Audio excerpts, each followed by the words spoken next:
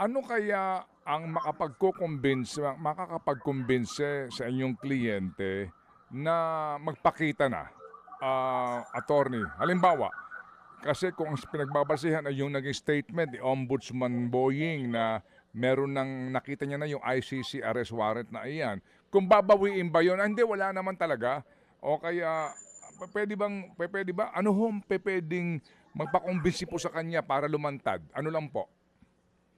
Siguro may presidential na eto, speculation lang ito kasi hindi Mm. kami nagkausap. Mm. Siguro kung may presidential proclamation na sasabihin na we will respect the withdrawal from the ICC and Mhm. yung sinabi noon ni Presidente Marcos. Kasi siya din ang nagsabi na he will respect the past move of the former president na Mm. nag-withdraw na tayo sa Rome Statute.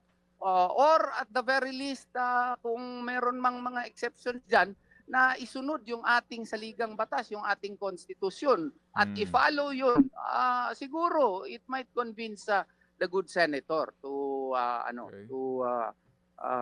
show up.